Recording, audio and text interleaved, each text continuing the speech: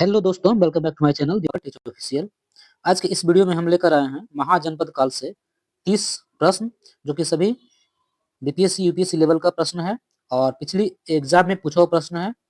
तो आप इस वीडियो को पूरा देखें। चैनल पर नए हैं तो चैनल को जरूर सब्सक्राइब करें, लाइक करें, शेयर करें और बेल आइकन प्रेस करना बिल्कुल भी नहीं भूलें। तो संबंधित क्वेश्चन जो हम लेकर आए हैं बहुत ही इंपॉर्टेंट क्वेश्चन है, आप वीडियो को पूरा जरूर देखें। महाजनपद काल, जो कि 16 महाजनपद थे, ठीक है। तो हम शुरू करते हैं। पहला प्रश्न, महाजनपद काल में महाजनपद शब्द का क्या अर्थ था, ठीक है, या क्या अर्थ होता है। तो महाजनपद में महाजनपद काल शब्द का जो अर्थ है वो है बड़े बड़े राज्य। क्या है? बड़े राज्य। यानी जनपद का अर्थ होता है राज्य, ये जनपद है इसका मतलब होता है राज्य, और महा लगा हुआ है यानी बड़े राज्य। क्या होगा इसका आंसर? बड़े राज्य, सी होगा इसका आंसर। अगला प्रश्न है, महाजनपद महाजनपदों की कुल संख्या कितनी थी। तो महाजनपदों की कुल संख्या कितनी थी? ये आंसर होगा 16। क्या होगा? 16 होगा आंसर, ठीक है। महाजनपदों की 16 संख्या थी। इसका जो उल्लेख मिलता है बौद्ध ग्रंथ के अंगुत्तर निकाय में और जैन ग्रंथ के भगवती सूत्र में इसका उल्लेख मिलता है या इसका विवरण मिलता है, ठीक है।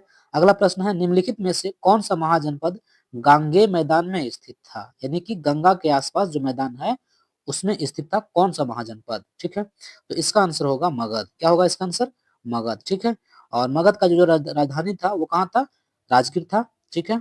और मगध जो है एक सब शक्तिशाली साम्राज्य बना महाजनपद उस समय का था, ठीक है। अगला प्रश्न है, किस महाजनपद की राजधानी श्रावस्ती थी। तो श्रावस्ती जो है किसकी राजधानी थी? कौशल की, ठीक है। क्या होगा इसका आंसर? बी होगा। कौशल जो महाजनपद था उसकी राजधानी श्रावस्ती थी और यह एक व्यापारिक एवं सांस्कृतिक केंद्र के रूप में उसमें विकसित हुआ था, ठीक है। अगला प्रश्न है, राजगृह किस महाजनपद की राजधानी थी। अभी बताया हम, राजगीर जो किसकी महाजनपद की राजधानी थी? ये होगा मगध की। क्या होगा इसका आंसर? मगध, ठीक है, बी होगा इसका आंसर। और मगध की कहाँ वर्तमान में इसको राजगीर बोलते हैं, उसमें राजगृह था, ठीक है।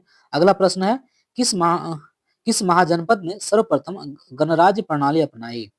किस महाजनपद ने सर्वप्रथम गणराज्य प्रणाली अपनाई? क्या होगा इसका आंसर? इसका आंसर होगा बज्जी, ठीक है। बज्जी जो है गणराज्य प्रणाली मतलब वहाँ एक व्यक्ति का शासन नहीं था, बल्कि वहाँ जो शासन होता था वो सभा के द्वारा होता था, ठीक है। मतलब एक तरह से गणतंत्रात्मक सरकार था, ठीक है।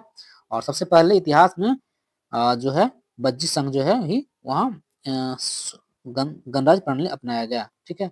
अगला प्रश्न है 7वां नंबर, निम्नलिखित में से किस महाजनपद के शासक को महापद्मनंद के हाथों पराजित होना पड़ा, ठीक है। महापद्मनंद के हाथों पराजित होना पड़ा, उसका क्या होगा इसका आंसर? ये होगा अवंती, ठीक है। क्या होगा इसका आंसर? अवंती, ठीक है। अवंती जो है महापद्मनंद ने अवंती पर विजय प्राप्त कर उसे मगध साम्राज्य में मिला लिया था, ठीक है। अगला प्रश्न है इसका, बौद्ध ग्रंथों में किसे महाजनपद के उदय का कारण माना गया है। तो बौद्ध ग्रंथों में किसे महाजनपद के उदय का कारण माना गया है? तो महाजनपद के उदय का कारण जो था, लोहा का उपयोग, उस समय लोहा उपयोग में शुरू हो गया था होना, ठीक है। और कृषि के उत्पादन में काफी वृद्धि हुई थी, ठीक है। फिर व्यापार का विस्तार हो रहा था, यानी सभी कारण था इसका। क्या होगा इसका आंसर? डी होगा, ठीक है, डी होगा। सभी कारण जो था उस महाजनपद के उदय का कारण। अगला प्रश्न है, किस महाजनपद के को बाद में मगध साम्राज्य में मिलाया गया। किस महाजनपद को बाद में मगध साम्राज्य में मिलाया गया, ठीक है। इसका क्या होगा इसका आंसर? बज्जी भी था, ठीक है, बज्जी को भी मिलाया गया था। और उसके बाद है काशी, काशी को भी मिलाया गया था। उसके बाद है कौशल, यानी सभी होगा। क्या होगा इसका आंसर? सभी होगा, ठीक है। सभी महाजनपद को मगध में मिलाया गया था। अगला प्रश्न है 10वां नंबर, महाजनपद काल में प्रमुख रूप से कौन सी अर्थव्यवस्था प्रचलित थी। महाजनपद काल में प्रमुख रूप से कौन सी अर्थव्यवस्था प्रचलित थी? तो ये होगा कृषि आधारित अर्थव्यवस्था, ठीक है। यह अर्थव्यवस्था का जो मेन आधार था वो था कृषि, ठीक है। अगला प्रश्न है, निम्नलिखित में से कौन सा महाजनपद दक्षिण भारत में स्थित था। तो दक्षिण भारत में स्थित महाजनपद कौन सा था? अस्मक। क्या होगा इसका आंसर? अस्मक, ठीक है। अस्मक एकमात्र महाजनपद था जो दक्षिण भारत में गोदावरी नदी के आसपास फैला हुआ था। और इस महाजनपद को ये जो महाजनपद था ये जंगल से भी घिरा हुआ रहता था, ठीक है। मतलब इसके आसपास काफी जंगल होते थे। अगला प्रश्न है, अजातशत्रु ने किस गणराज्य को हराकर मगध का विस्तार किया, ठीक है। अजातशत्रु ने किस गणराज्य को हराया था? तो ये होगा बज्जी। क्या होगा इसका आंसर? बज्जी, ठीक है। बज्जी गणराज्य को हराकर मगध का विस्तार किया था अजातशत्रु ने। अगला प्रश्न है, एक 13 नंबर, प्राचीन भारतीय ग्रंथों में अवंती महाजनपद को किस नाम से जाना जाता था? प्राचीन भारतीय ग्रंथों में अवंती महाजनपद को, ये था आंसर, क्या होगा इसका? अवंती महाजनपद को उज्जैनी, क्या होगा इसका आंसर? उज्जैनी। ठीक है, तेरा क्या होगा? सी होगा। ठीक है, एक्चुअली में अवंती जो है इसका दो भाग थे, उत्तरी अवंती और दक्षिणी अवंती। तो उत्तरी अवंती को उज्जैनी और दक्षिण अवंती को महेशमती कहा जाता था। ठीक है, तो यहाँ क्या होगा आंसर? सी होगा। अगला प्रश्न है, महाजनपद काल में किसे रथ मूसल युद्ध नीति का उपयोग किया गया? किसने? महाजनपद काल में किसने जो है रथ मूसल युद्ध नीति का उपयोग किया गया? तो ये अजात शत्रु होगा इसका आंसर। क्या होगा इसका? अजात शत्रु। अजात शत्रु जो है रथ मूसल युद्ध नीति का प्रयोग किया था। ठीक है, और ये हुआ था मगध महाजनपद में। अगला प्रश्न है, वज्जी गणराज्य किसके लिए प्रसिद्ध था? तो वज्जी गणराज्य जो है वो व्यापार के लिए प्रसिद्ध था। क्या होगा इसका? सॉरी, गणराज्य प्रणाली के प्रसिद्ध था। क्या होगा? गणराज्य प्रणाली के लिए प्रसिद्ध था।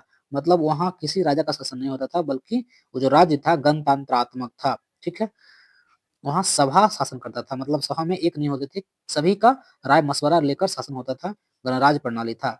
ठीक है, अगला प्रश्न है, महाजनपद काल के दौरान काशी का प्रमुख नगर कौन सा था? ठीक है, तो काशी का प्रमुख नगर था बनारस। ठीक है, महाजनपद काल में काशी का प्रमुख नगर कौन सा था? बनारस। ठीक है, और बनारस जो था व्यापार और धर्म से संबंधित शहर था। ठीक है, मतलब वहां धर्म का काफी उद्भव हुआ था, काफी विस्तार हुआ था, और व्यापार भी वहां कपड़ा का होता था ज्यादातर। अगला प्रश्न है, अंग महाजनपद किस नदी के किनारे स्थित था? तो अंग महाजनपद जो था वो चंपा नदी के किनारे स्थित था। ठीक है, क्या होगा इसका आंसर? चंपा नदी। अगला प्रश्न है, किस महाजनपद का विभाजन दो भागों में किया गया? अभी बताए थे, अवंतिका। क्या होगा इसका आंसर? अवंतिका।